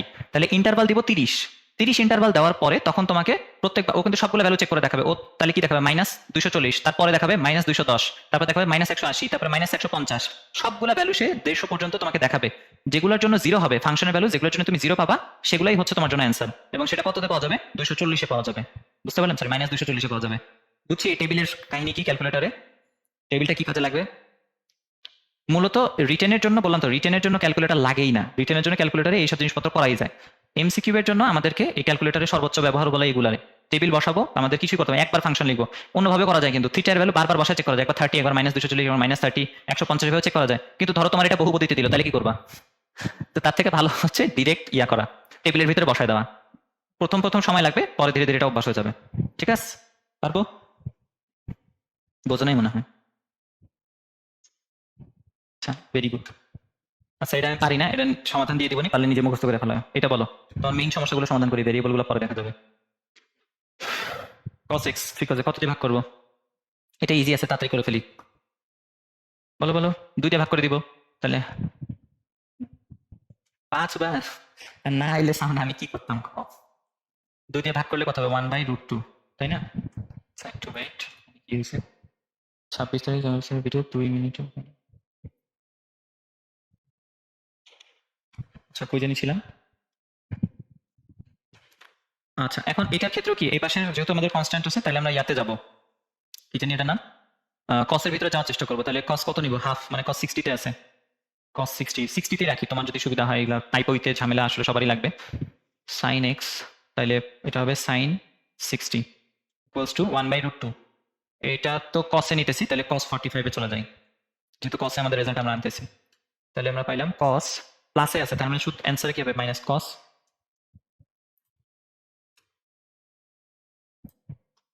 এক্স মাইনাস কি জানি 60 ইকুয়ালস টু কস 45। আচ্ছা, এখন ওই যে ওই নিয়মে এই পাশে ভ্যারিয়েবল আছে আর এই পাশে কোণ আছে, আমরা জানি কি শিখছিলাম, cos থিটা থাকলে এর পাশে cos আলফা থাকে, কি লিখতে হয়, theta equals 2πn plus minus alpha, তাই না? ওভাবে লিখতে হবে, x minus 60 equals 2πn plus minus 45। তাহলে একবার পজিটিভ বসাও, একবার নেগেটিভ বসাও, দুইটা মান পাবো, দুইটা অ্যান্সার আসবে। বুঝছি? এটার জন্য n এর লিমিট বের করে দেখাইতে হবে না, কেন? কারণ হতেছে যে এখানে কোনো ব্যবধিতে দেওয়া নাই x এর ভ্যালু, লিমিট দিলে তখন n এর মান চেক করে দেখতে হইতো যে কতটুকুর ভিতরে অবস্থিত সে। আচ্ছা, আর সেটা আরো বেশি ঝামেলা হতো, কারণ এখানে n এর কিন্তু 2 রকমের মান পাওয়া যাবে, n বিশিষ্ট 2টা ফাংশন পাওয়া যাবে, তো দুইটা ফাংশন বসায় 2 বার n চেক করা লাগবে, বেশি ঝামেলা। এই জন্য ঝামেলা দেয়ও নাই, শান্তিতে রাখছে আমাদের। আচ্ছা, এরপরে হচ্ছে এটা কি রে, আচ্ছা এই স্লাইডই শেষ। আচ্ছা, আমি কি পরের স্লাইড বানাইছি? হ্যাঁ, 30 পর্যন্ত করলাম। আচ্ছা। আচ্ছা, আমরা তাহলে আবারও শুরু করতেছি পরবর্তী অংশ থেকে, inverse trigonometric function and trigonometric ইকুয়েশনের। এখন এটাকে zoom to with lock zoom. Okay, আচ্ছা তাহলে শুরু করা যাক। আচ্ছা, ফুল স্ক্রিন করি। Sine theta, sine cos theta এবং this is root over 2 sine 2 theta. এটার ক্ষেত্রে একমাত্র অপশন হচ্ছে রুট থাকে, রুট উঠানো যায় না, তাই না? সাইন 2 থিটা আছে, এটার যদি সাইন স্কোয়ার অথবা তোমার 1 প্লাস কস থাকতো তাইলে হয়তো আমরা ইয়া করতে পারতাম, 2 সাইন স্কোয়ারে নিয়ে আসতে পারতাম কোনোভাবে, অথবা 2 কস স্কোয়ার আনা যেত, তখন রুট চলে যেত, কিন্তু রুট সরানোর কোনো উপায় নেই বর্গ করা ছাড়া। তাহলে এখন মনে আছে আমরা যখন ছোটবেলায় 9 10 বর্গ করতাম উভয় পাশে, তাহলে একটা সমস্যা দেখা দিত, বলো তো কি কি সমস্যা হইতো বলো তো? ভুলে গেছে। সমস্যা ছিল যে আমাদের অবশ্যই সূত্রে পরীক্ষা করতে হতো, কারণ বর্গ করার অর্থ হচ্ছে যে কোথাও যদি আমরা বর্গ করি তাহলে a প্লাস বি এর মান এবং a মাইনাস বি মাইনাস এ এগুলার ভ্যালু কিংবা এদের যে নেগেটিভ ভ্যালু সেই ভ্যালুগুলোকেও আমরা হচ্ছে গ্রান্টেড ধরে নেই। গ্রান্টেড ধরার কারণে আমাদের রেজাল্ট হিসেবে এক্সট্রা কিছু অ্যান্সার চলে আসে, সেই এক্সট্রা অ্যান্সারগুলোকে আবার বাদ দিতে হয় ধীরে ধীরে। এই জিনিসটা চেক করতে হবে এখন আমাদেরকে। ও নাইস। আচ্ছা তাহলে বর্গ করি, তাহলে কত আসবে? Sine square theta plus cos square theta plus 2 sine theta cos theta, sine theta cos theta. খুব সুন্দর। 2 সাইন থিটা কস থিটা যে কই যাইবো এটা বোঝা যাইতেছে চেহারা দেখেই। এখানে থাকলো সাইন 2 থিটা, এটা কি লিখলাম? সাইন 2 থিটা। তাহলে এখানে থাকে 1 যোগ সাইন 2 থিটা। আচ্ছা, যদি ডিফারেন্ট ডিফারেন্ট অ্যাঙ্গেলে থাকে না, তাহলে দেখো দুইটা আমার কাছে দুইটা অপশন আছে, আমরা কি করতে পারতাম? সাইন 2 থিটাকে মানে এটাকে সাইন 2 থিটা না লিখে এইটারেও ভাঙায় লিখতে পারতাম, তো বিশেষ কোনো ফায়দা হতো না, ওটা কমপ্লিকেশন বাড়তো। চেষ্টা করবো সবগুলোকে যাতে একই রকম থিটার ভিতরে নিয়ে যেতে পারি। হ্যাঁ, তাহলে এটাকে ভাঙায় এখন আমরা সাইন 2 থিটার ভিতরে নিয়ে গেলাম। এটার এখন কি করবো? এটার তো এটা সমানই হয়ে গেল, তাহলে 2 সাইন 2 থিটা হয়ে গেছে। তাহলে সাইন দুই পাশ থেকে সাইন 2 থিটার যে পক্ষান্তর করলে শুধুমাত্র সাইন 2 থিটা সমান 1 থাকে, বুঝি? আচ্ছা, আমি তো নিজেই মনে হচ্ছে একটা কাম করছি। কি হলো বুঝলাম না। ওরে, এটা কি মিলবে নাকি মিলবে না বুঝতেছি না তো। আচ্ছা, কপাল মানে অন্যভাবে করছে এখানে ওরা, না মিললে আবার ওইটা দেখবো না। আচ্ছা, সাইন 2 থিটা, এমনিতে সাইন থিটার ভ্যালু কোথায় 1 হয়? শুধুমাত্র এই জায়গায়, তাই না? 90-তে। এখানে হয়? হয় না। এখানেও হয় না, এখানেও হয় না, এখানে তো -1 চলে আসছে, এটা তো বাদ। তাহলে শুধু এই পজিশনটাতে হয়। এই পজিশনটাকে কত বলা যায়? π/2, তারপরে হ্যাঁ 3π/2। না না না, এরকম না তো। এটা হচ্ছে তোমার π/2। এভাবে এভাবে দেখো, এই পজিশন থেকে π/2 যদি এবার এভাবে করি 2π প্লাস π/2, তারপরে তোমার 4π মানে দুইবার ঘুরে তারপরে π/2, এরকম হতে পারে। মানে বোঝাতে চাচ্ছি যে 2π ইন্টু n বিভিন্ন কয়েকবার রোটেশন তার সাথে যোগ করবো π/2, ইচ্ছা মতো রোটেট করবো তারপরে π/2 যোগ করবো। এই তো, এটা হচ্ছে তাহলে সাধারণ সমাধানের জন্য। আল্লাহ জানে এটা ঠিক করতেছে নাকি। তাহলে 2π সমান পাইলাম 2πn প্লাস π/2, এটার অর্ধেক করলে হয় π ইকুয়ালস টু nπ প্লাস π/4। হ্যাঁ, আচ্ছা, nπ প্লাস π/4। এখন এখানে একটু সূত্র পরীক্ষা করা লাগবে, কারণ হইতেছে আমরা ঝামেলা করছি কি যে ইয়া করি নাকি যেন বর্গ করছি, তাই না? বর্গ করলে ঝামেলার মধ্যে থাকবে। তাহলে আমাদের ঝামেলাগুলো এবার ডিটেক্ট করতে হবে। আমাদের nπ প্লাস π/4 এটা আসলে কি নির্দেশ করে এটা দেখে আগে। nπ মানে হচ্ছে একটা শুধু π/4 এটা হয়, এটা ঠিক আছে। এই পজিশনটা একটা পজিশন, তার মানে বোঝাচ্ছে এটা একটা পজিশন হবে সম্ভাব্য অ্যান্সারে π/4 যদি 0 হয়। যদি একবার রোটেট করে তারপরে π/4 আনে, তার মানে এই জায়গায় এইখানে, ঠিক আছে? তারপরেরটা কি? তারপরেরটা হচ্ছে nπ তার মানে 2π প্লাস π/4, তার মানে আবার এখানে, তার মানে এই দুইটা পজিশনই বারবার নির্দেশ করতেছে না, দেখো তো, n এর বিভিন্ন মানের জন্য এই দুইটা পজিশন। এখন এই দুইটা পজিশনের জন্য কিছুই করতে হবে না, তাহলে দুইটা মান নিবা তুমি। এখান থেকে এটা কত? 45, আর এই মানটা হচ্ছে তোমার কত? 180 যোগ 45, তাই কত হয়? 225। এই দুইটা ভ্যালু এর ভিতরে বসায় দেখো, ডান পক্ষ সমান নাকি, এটা মাইনাসে দিয়ে তারপরে বসাও। সাইন 200 সাইন 45 এর জন্য হবে, এটা চেহারা দেখে বোঝা যাচ্ছে, যাই না অবশ্য, বসায় দেখো। দুইটাই বসাবো, তার মানে ওই টেবিলের ভিতরে নরমালি সাইনের ভিতরে বসাও। Sine X plus cos X minus মাইনাসের ভিতরে রুট, তারপরে সাইন 2 থিটা বসায় দাও। সাইন 2x আর কি, সাইন 2x। তাহলে এবার ক্যালকুলেশন করব। প্রথমে মান বসবো 45, এটা একটা পজিশন, 45-এর জন্য 0 আসে, তো 225 নিতে গেলে দেখা যাচ্ছে -2√2 আসতেছে, তাই না? দেখো তো, মিলাও মিলাও, এটা করে দেখো, হাতে কলমে করো, নাহলে পরে ভুলে যাবে কেমন করে। Very good. আচ্ছা, তাহলে এইটার জন্য দেখা যাইতেছে -2√2 আসতেছে, কিন্তু আমার এখানে কত আসার কথা ছিল? শূন্য। যেটা এইখানে শূন্য আসতেছে, তার মানে ভ্যালিড পজিশন এটা, এই পজিশনটা ইনভ্যালিড। তুমি যদি এখানে n এর কোন মানের জন্য সত্যি, কোন মানের জন্য মিথ্যা, এটা বের করতে যেত সারাদিন রাত বের হয়ে যেত। আমরা কি করলাম? আমরা হচ্ছে এই সাধারণ সমাধানের জন্য আমরা দুইটা পজিশন নির্ধারণ করলাম। এই পজিশন এটা একটা পজিশন। এই পজিশনে দেন যদি 225 জন্য সে যদি মিথ্যা হয়, ওরে তুমি 4, 5, 10, 12 বার যতবার ঘুরে নিয়ে আসো, প্রত্যেকবারই সে মিথ্যা হবে, কারণ এই পজিশনটাই মিথ্যা। তাহলে অন্য যে পজিশন সেটা চেক করে দেখলাম 45 জন্য সত্যি, আরেকবার পুরোটা রোটেট করে 45 আনলে সেটাও সত্যি হবে, আরেকবার রোটেট করে 45 আনলে সেটাও সত্যি হবে। তাহলে আমরা পেয়ে গেলাম যে এটা এখন আমাদের ইনভ্যালিড, তাই না? আচ্ছা, তাহলে এই 45 ডিগ্রি, শুধুমাত্র 45, এই পজিশনটাকে এখন কিভাবে ডিনোট করা যায়?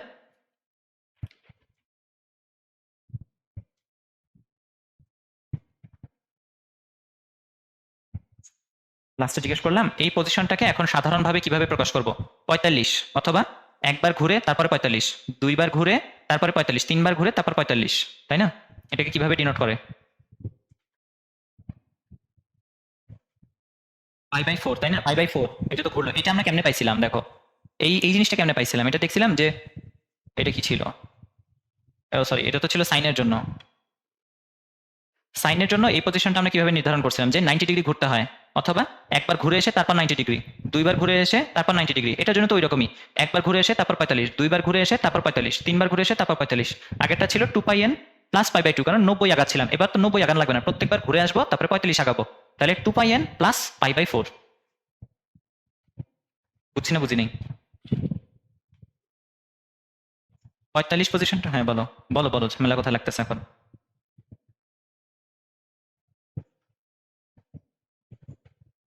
কই সূত্র সেম থাকলো? আমরা তো ওই পজিশনটা বের করতেছি, 2πn এর কথা বলতেছো? আমরা এখন রেজাল্ট কি পাইছি? শুধুমাত্র এইটা অ্যান্সার না, আমরা এখন কি পাইছি? এই পজিশনটা শুধুমাত্র অ্যান্সার, তাই না? এই পজিশনটা এখন কতভাবে আনা যায় তুমি দেখো, আমাদের বলো। 45 যোগ করলেই হবে। হ্যাঁ, তাই তো করলাম। সূত্রগুলো এই যে সূত্র কই ছিল, যে আগেরটাতে, আগের স্লাইডে ছিল যে, এটা সবসময় সূত্র তো নাই। সূত্র এই তো বললাম, এইভাবে যদি মুখস্থ করতে পারো এগুলোতে তো করো, তো আমি তো মানা করি নাই। বুঝতে পারলাম না, না এটার সূত্রের কাজ কি? এখন এই যে 45, এই 45 পজিশনের জন্য তো তোমার আলাদা করে সূত্র বের করা নেই, ওরা কিন্তু সূত্র বের করছে। এই মূলত সূত্র হচ্ছে এই তিনটা, মূল সূত্র এই তিনটা। তারপর এগুলো হচ্ছে অনুসিদ্ধান্ত। 0 এর জন্য একটা অনুসিদ্ধান্ত বের করছে, sin 0 হলে কি হবে, cos 0 হলে কি হবে, tan 0 হলে কি হবে, তারপরে 1, -1, +1, এগুলো, এই পজিশনগুলো কোথায় হয় খেয়াল করো। এই পজিশনগুলো কিন্তু হয় এক্স অক্ষের এই জায়গায়, অথবা এই রেখার উপরে, নাহলে এই রেখার উপরে, নাহলে এই রেখার উপরে। মাঝখানের কোনগুলোর একটার জন্য কিন্তু সূত্র নাই, আছে? মাঝখানে কথা থাকলে কিন্তু সূত্র নাই, ওই মাঝখানে থাকার জন্য যদি সূত্র নেই, সে কারণে আমাদের এই গ্রাফের মধ্যে আসতে হইলো এর ভিতরে বসায় বসে। এবং এটা আমাদের শুদ্ধি পরীক্ষা করার জন্য তো আমাদের এই দুইটাকে পজিশনে বসাইতেই হবে, তাছাড়া তো উপায় নাই। বললাম তো, উপায় আছে আর একটা, এন এর তুমি বিভিন্ন ভ্যালু ক্যালকুলেট, বিভিন্ন ভ্যালু বসায় বসায় দেখবা। এত ধৈর্য নাই মানুষের, বুঝছো?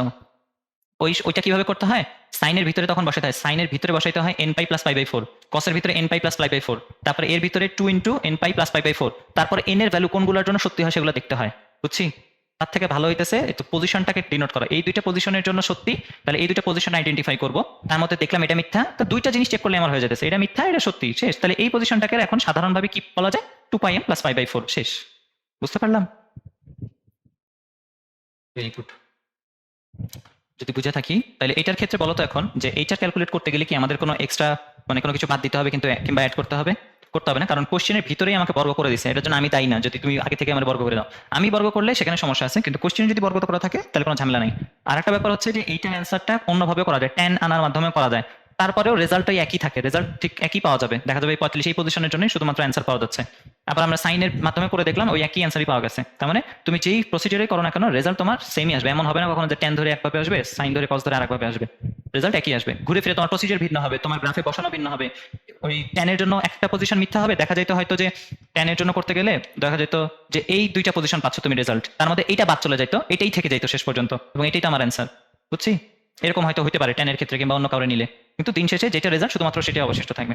এর জন্য দেখি এবার এটা বর্গ করে দাও ডিরেক্ট, না কি করবো?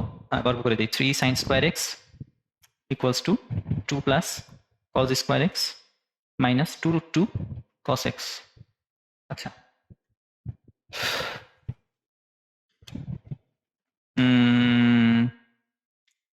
আচ্ছা, এটার জন্য একটা নিয়ম শিখছিলা ছোটবেলায়, মনে আছে? দেখো তো পারো নাকি? এরকম রাশি থাকলে কি করতে হয়? Sine square, cos square, cos X, মনে আছে নাকি বলো? থাকা উচিত। বলতেছে নাকি শুনতে পাচ্ছি না হয়তো। নিয়মটা ছিল হচ্ছে যদি দ্বিঘাতে থাকে তাহলে যেই জিনিসটা সিঙ্গেল ঘাতে থাকে তার টার্মে সবাইকে নিয়ে যেতে হয়। এটা ছিল আমাদের 19 ওই জিনিস ছিল যে cos x যেহেতু আছে তাহলে sin স্কয়ারকেও আমরা cos এ নিয়ে যাব। তাহলে থাকবে হচ্ছে 3 minus 3 cos square x equals to 2 plus cos square x minus 2 root 2 cos x। এখন আমাদের জন্য তো দ্বিঘাত সমীকরণ সলভের মতো ব্যাপারটা হয়ে গেছে। তাহলে 4 cos স্কয়ার x থাকলো, তারপরে লেখা যায় এটা minus 2 root 2 cos x minus 1 ওই যে 3 আর 2 কাটাকাটি যে 1 থাকে ইকুয়ালস টু 0। এটা হচ্ছে 2 রুট 2, এটা x এর মান ওই যে ইয়াতে বসাও, ক্যালকুলেটরে বসায় দাও, তাহলে cos x পেয়ে যাবে ডাইরেক্ট। cos x সমান কত আসে দেখো,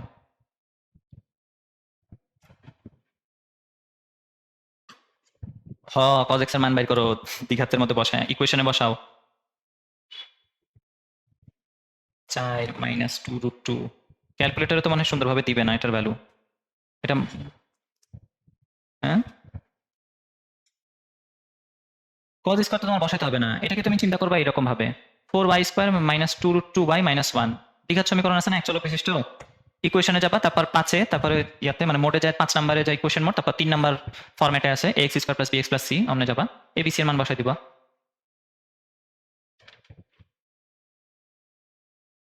পয়েন্টে কেমনে আসবে, আমারও তো পয়েন্টে দেখায় না।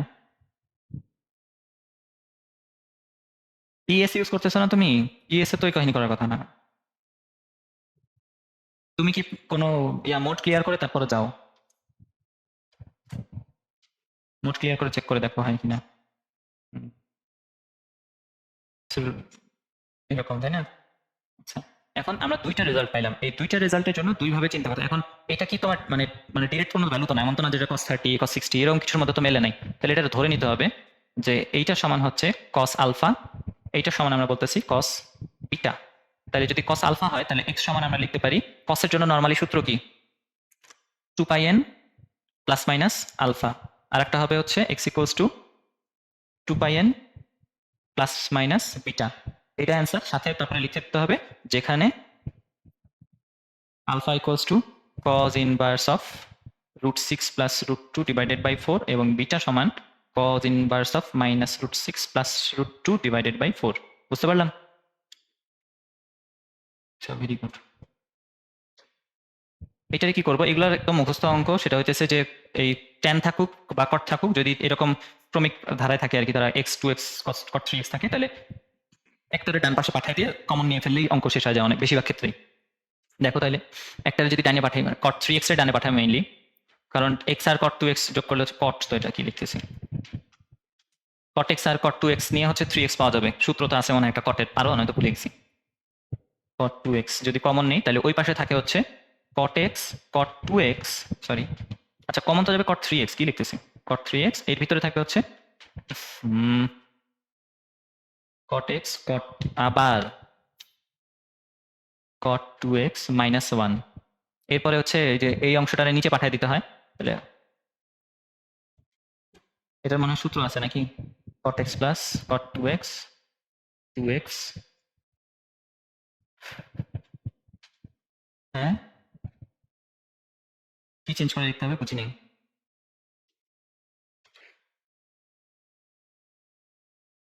ও আচ্ছা, ইনভার্স কেমনে করবো এখন, তাহলে এটার 1/cot লিখলে তো হয়, 1/cot 3 লিখলে হয়, cot x প্লাস 2 আর কি, এমন না x প্লাস 2x, হ্যাঁ এবার হয়েছে। তাহলে 1/cot 3x, তাহলে গুণ হয়ে গেল cot স্কয়ার 3x পাইলাম আমরা, আবার মাইনাস কেন হবে, না না এটা a প্লাস b এর সূত্র তো। হ্যাঁ হ্যাঁ হ্যাঁ, তাহলে cot স্কয়ার আসে নাকি, cot square 3x equals two 1 আসে। এটারে এখন আমরা যদি লিখতে চাই তো tan এ নিয়ে যাই, কারণ কটের তো আমাদের ঝামেলা আছে, জীবনের অশান্তি, তাহলে কটে নিয়ে গেলাম, একই কথা, ইনভার্স করলে একই জিনিসই আসবে। তাহলে আমরা পাইলাম tan 3x ইকুয়ালস টু হচ্ছে প্লাস মাইনাস 1। এখন tan এর মান কোথায় প্লাস মাইনাস 1 এটা চেক করতে হবে আমাদের, খুব বুঝা tan এর মান কোথায় প্লাস মাইনাস 1 হয়, প্রথমে প্লাস 1 কোথায় হয়, একটা 45-এর জন্য হয়। এখন ঠিক তার বিপরীত দিকে একটা চেক দিতে হবে আমাদের, ঠিক বিপরীত দিকে যদি আমরা নিই তাহলে কত মান পাওয়া যায়, এখানে বলো তো কত, এখানে কোন হচ্ছে তোমার হ্যাঁ 225, এবং এটা যেহেতু তৃতীয় চতুর্ভাগ এখানে তো tan এমনিতেই ধনাত্মক, তাই না? তাহলে tan 225 খুব সম্ভবত ধনাত্মক 1, তাই না? দেখো তো tan 225, হ্যাঁ ধনাত্মক 1, তাহলে পজিটিভ 1 এর জন্য আমরা দুইটা জায়গা পেয়ে গেছি, অন্য কোথাও কিন্তু এখানে নিলেও সেটা নেগেটিভ আসবে, এখানে নিলেও নেগেটিভ আসবে। এই দুইটা পজিশনের জন্য tan এর প্লাস ভ্যালুটা পেয়ে গেলাম, tan এর মাইনাস ভ্যালুটা এবার দেখি কোথায় কোথায় পাওয়া যায়। কই কই থাকবে বলো তো? একটা থাকবে এই জায়গায় -45-এ, আর একটা থাকবে ঠিক তার বিপরীতে খুব সম্ভবত। দেখো তো। আচ্ছা, ওই যে তোমাকে -1 এর কথাটা বললাম না, এটা কিন্তু tan এর ক্ষেত্রে খাটে না। tan এর ক্ষেত্রে, অন্য সাইনের ক্ষেত্রে কিন্তু এটা প্লাস থাকলে এই 180 ঘুরে এলে মাইনাস হয়ে যায়। tan এর ক্ষেত্রে এটা হবে না কিন্তু, ঠিক আছে? মানে বিপরীতটা আবার সমান হয়, এটা 1 হলে এটাও 1, এটা -1, এটাও দেখবা -1 হইতেছে। 135 বসায় দেখো, tan 135, হ্যাঁ -1, আবার যদি -45 নিই তাহলে -1 হবেই। তাহলে আমরা পেয়ে গেলাম এই চারটা পজিশনের জন্য আমাদের রেজাল্ট আসবে। এখন এই চারটা পজিশনকে দুই ভাবে রিপ্রেজেন্ট করা যেতে পারে, মানে দুইটা পেয়ারে নিয়ে গেলে আমাদের জন্য হিসাব মানে লেখাটা ইজি পুরোপুরি ভাবে, মানে একটা দিয়ে লেখার থেকে। দেখো তো, আমরা এর আগেও এই দুইজনকে পেয়ার আপ করতে পারছি না বলো তো? আচ্ছা, নাকি এটা অন্যভাবে করা যায়? দেখি, দাঁড়াও, একটা কাজ করি। দেখো, এইটুকু হচ্ছে 45, তার সাথে যদি আমরা পাই বাই 2 যোগ করি রেজাল্ট পাবো, আর একটা পাই বাই 2 যোগ করলে রেজাল্ট পাবো, আবার পাই বাই 2 যোগ করলে রেজাল্ট পাবো, আবার পাই বাই 2 যোগ করলে রেজাল্ট পাবো নাকি? হ্যাঁ, পাই বাই 2 মানে 90 আর কি, প্রত্যেক 90 ঘুরাইলে হচ্ছে। হ্যাঁ, তাহলে শুধুমাত্র 45-এর জন্য রেজাল্ট আছে, তার সাথে 90, আরো 90, আরো 90, প্রত্যেকবারই আমরা তাহলে এই পজিশনগুলো কভার করে ফেলতে পারতেছি। তাহলে এটাকে লেখা যায় কি হিসাবে?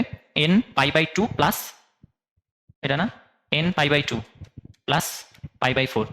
তাহলে পাই বাই 4 প্রথমে ঘুরবো, তারপরে এইদিকে যোগ করবো, এদিকে যোগ করবো, এদিকে pi by 2 pi by 2 pi by 2 করে আগাইতে থাকবো, হবে? আবার বিপরীত দিক থেকে যদি আসি তাহলে কেমনে করতে হয়?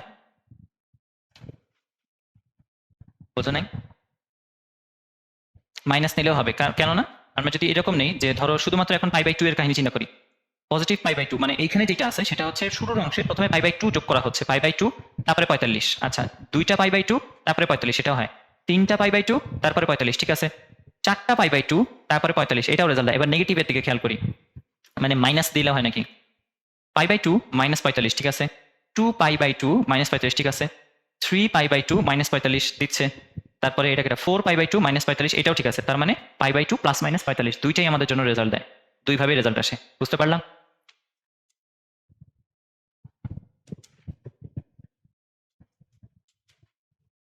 পাই বাই 4, তো tan তো আর নাই তখন, সরি, tan আর থাকবে না তখন।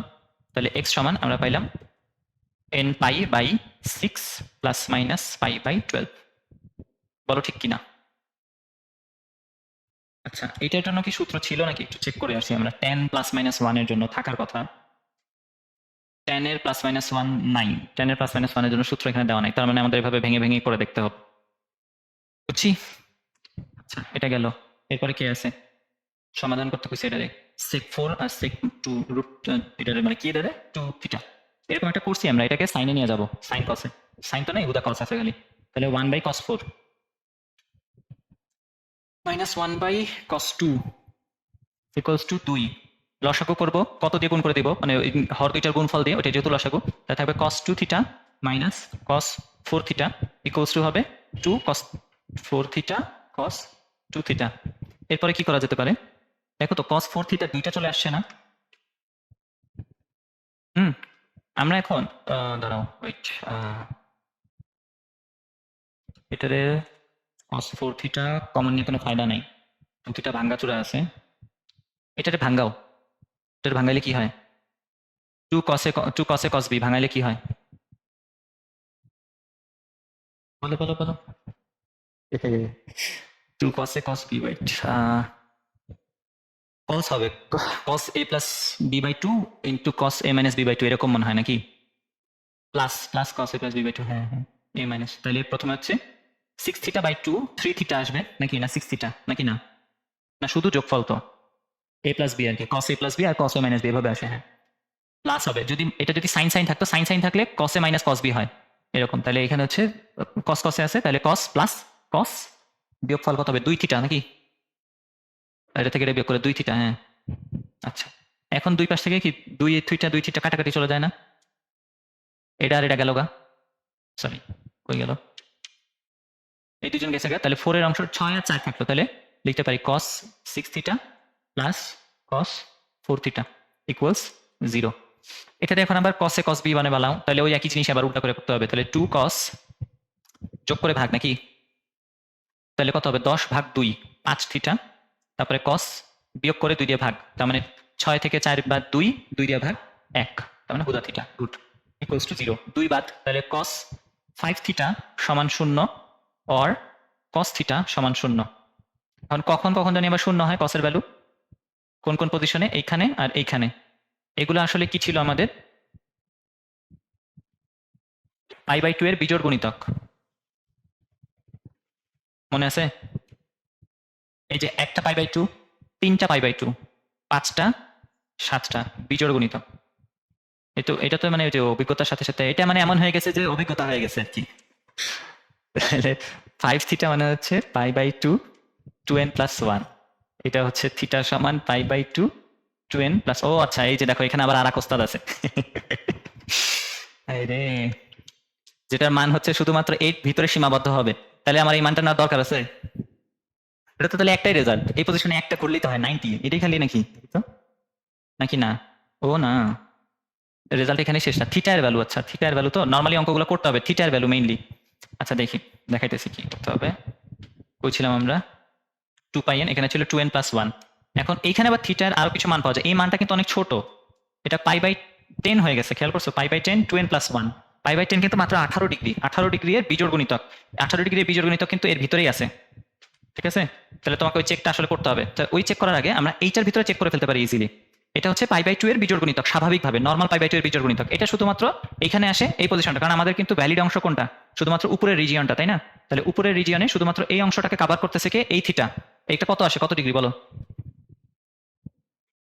π/2। তার মানে একটা রেজাল্ট পাইলাম, এইখান থেকে π/2 ছাড়া অন্য কোনো রেজাল্ট বের হবে? এনের অন্য কোনো মান বসাইতে গেলে দেখা যাবে এখানে চলে আসতেছে, অথবা আবার ঘুরে ঘুরে এখানে তোমার 180 থেকে বড় হয়ে যাচ্ছে। তাহলে π/2 একমাত্র এইখান থেকে পাওয়া গেল। এইখান থেকে কয়জনের পাওয়া যায় এবার দেখো। এটার এবার বসাও, ওই যে ক্যালকুলেটরে বসাও, ক্যালকুলেটরে এই ফাংশনটা লেখা এভাবে 118 ইন্টু, হ্যাঁ হ্যাঁ, এটা হাতেও করা যায় অবশ্য, 18 ইন্টু 2n + 1, হাতেও করতে পারো, বিজোড় সংখ্যা বিজোড় গুণ করে দেখো যে 180 থেকে বড় না হয়ে গেলেই হয়েছে, বুঝছো? 180 থেকে বড় হয়ে যাবে কখন? যদি তোমার এইটার মান 10 হয়, কিংবা এটার মান কত হয়, 9 থেকে বড় হয়ে যায়, তাই না? 9 থেকে বড় হইলে তার মানে 9 হয় কত এর জন্য, n এর মান কত হইলে 9 হয়? আচ্ছা কত হইলে হ্যাঁ 4 হইলে 9 হয়, কিন্তু আমাদের তো এত দরকার নেই, আমাদের 100 কি বলে 180 ভিতরে হইলেই হয়েছে। তাইলে আমাদের সংখ্যাগুলো হবে এরকম, ও π/10, এটা হচ্ছে 18, এটা কত পর্যন্ত তাহলে গুণ করা যাবে তুমি বললাই মাত্র? 9 পর্যন্ত, তাই না? 9 পর্যন্ত। হুম হুম, তাহলে 1 নিতে পারবো, মানে 2n + 1 এর মান কি কি হবে? 1 আসবে, 3 আসবে, 5 আসবে, 7 আসবে, 9 আসবে, শেষ। এই এর সাথে গুণ হবে 1, তারপরে 3π/10, তারপরে 5π/10, তারপরে 7π/10, 9π/10, বুঝতে পারছি? শেষ। আর লাস্টে হচ্ছে π/2। পারা যাবে?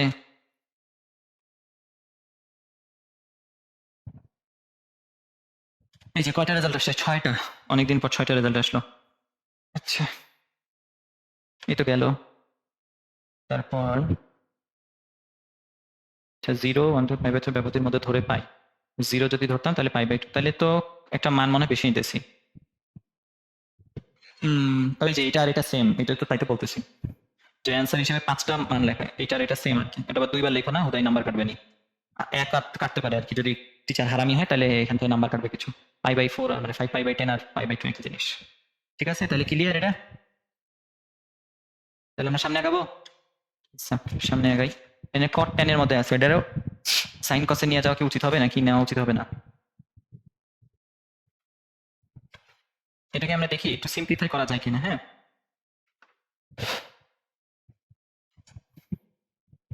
কেমনি করবো?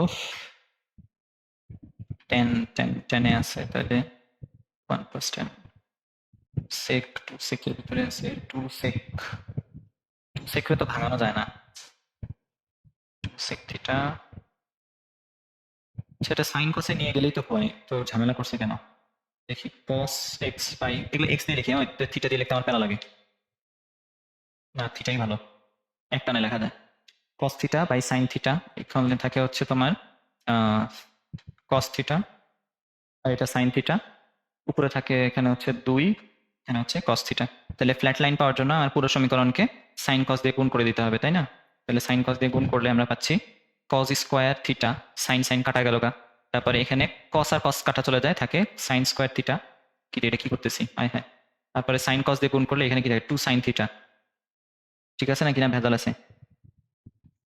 ঠিক আছে, তো এনে তো চলে গেছে, এটা তো 1 নাকি ভুল করলাম কোথাও, নাকি ঠিক করলাম? না ঠিক আছে 1, আর এত 2 ছিল এবার। এ হে, এটা এত সহজ কেন? এ নাকি কঠিন করে করছে ভাইরে ভাই। তো সাইন থিটা সমান আধা, আধা হয় কতর জন্য? 30 এর জন্য। 30 আমরা ভদ্রতা করে লিখি π/6। তাহলে থিটা সমান সাইনের জন্য এখন সূত্রগুলা দেখি। এই দেখো,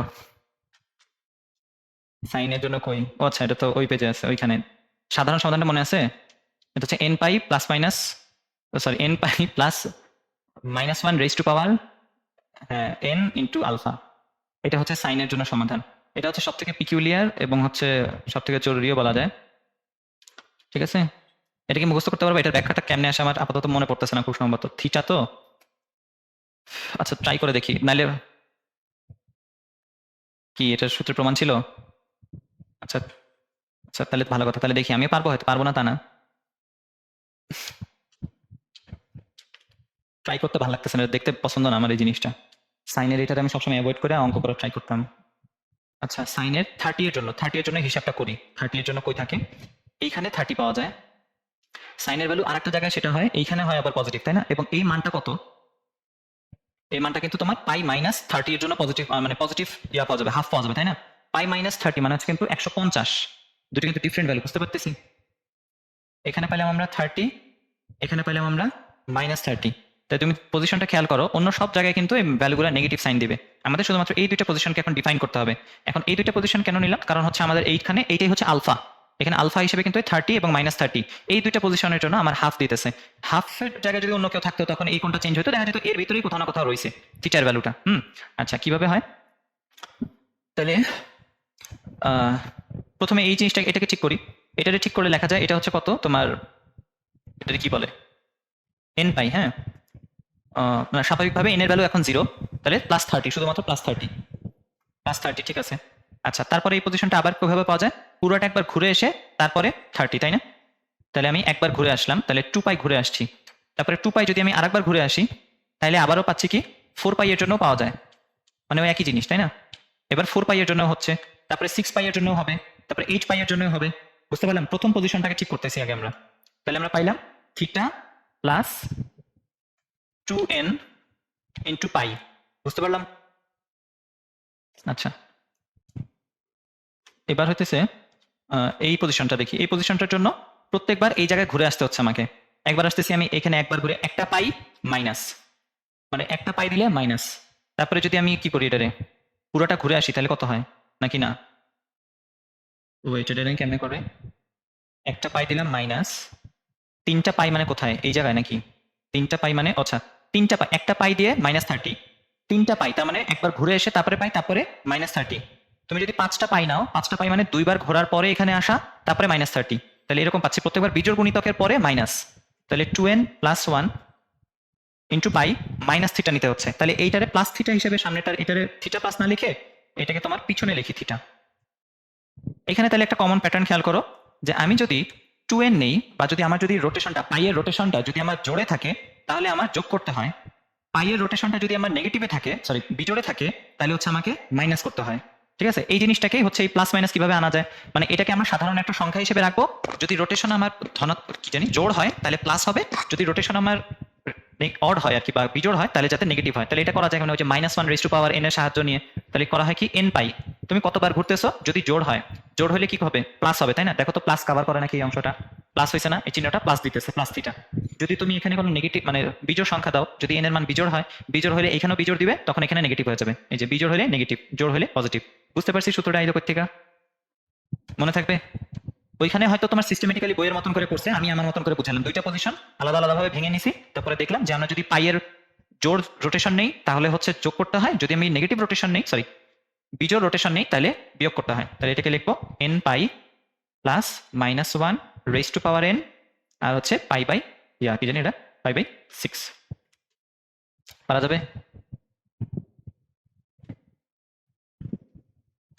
plus -1 raise to power alpha, এটা হচ্ছে না আলফা তো না, থিটা, এই অনুযায়ী থিটা।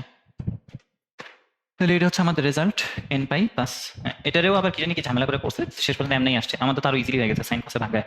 আর একটা করি, আর কুলাইতে পারতেছি না। আর একটা যেটা আছে এখানে tan x এর জন্য, এটা তো বোঝা যেতেছে যে tan 3 এর পাশাটা দিব, পাঠায় দিলে নিচে চলে আসবে তোমার হচ্ছে দেখি নিচে আসে হচ্ছে এটা tan x plus tan 2x, আর নিচে আসবে tan 3 যদি কমন চলে যায় তাহলে tan x plus, sorry plus তো না, tan 2x মাইনাস 1, এখানে আসে tan 3x। তাহলে আমার তো মিললো না, এটা তো সূত্রে বসলো না। তো সূত্রে বসার জন্য কি করতে হবে, -1 নিয়ে নিতে হবে একটা, আর এটারে নেগেটিভ বানাই দিতে হবে। তাহলে আমরা এভাবে লিখতে পারি tan x plus tan 3 tan 2x, নিচে 1 minus tan x tan 2x equals two minus tan 3x। এখন পাইলাম আমরা, এর ভিতর থেকে আবার tan 3x বাইর হইলো, আর এখান থেকে আবারও মাইনাস tan 3x রইছে।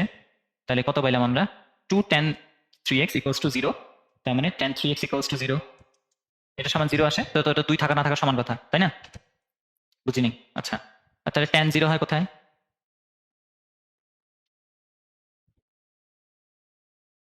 আর 0 তে 0 হয়, 180 তে হয় কিনা শিওর না, দেখে নাও। হ্যাঁ 180 তেও 0 হয়, তো 180 তে হ্যাঁ 0 হবে, ঠিক আছে। ভূমি 0 যেহেতু, সরি হাইট 0 হয় এই জায়গায়, এই দুই জায়গায় y এর ভ্যালু 0 যেহেতু সেই কারণে। tan মানে এমনিতে y বাই x হিসাবে পড়ি না আমরা ঢালের ক্ষেত্রে, এই পজিশনে y এর ভ্যালু কিন্তু 0 0, এই কারণে y বাই x 0 0 পাচ্ছি। আচ্ছা, এই দুইটা পজিশন এবার আমরা বের করবো, এটা হচ্ছে এখানে আর একটা হচ্ছে সেই জায়গায়। এগুলো তো আমরা করছি বের, তাহলে এটা কত আসলে 0, একটা পাই, দুইটা পাই, তিনটা পাই, চারটা পাই, পাঁচটা পাই, তার মানে n পাই। তাহলে 3x equals to n pi, x equals to n into pi by 3। পারবো? মনে থাকবে? আচ্ছা, আজকে যাওয়া পারতেছি না আমি। এরপরে মনে হয় একটু ওই যে সাইনের এগুলো একটু আরেকটু কমপ্লিকেটেড, তোমার ওই কখন কার সাথে কাকে পেয়ার আপ করতে হয় এটা বুঝতে একটু টাইম লাগবে। আমার নিজেরও একটু দেখা লাগবে, রিভাইজ করা লাগবে, তারপর পড়াবো। আর কয়টা ম্যাথ আছে আমাদের? এইখানে টোটাল ম্যাথ আছে হচ্ছে 45টা। ওয়াও জোস, মানে এইটার পরে এই 27-এর পরে 45 পর্যন্ত আছে।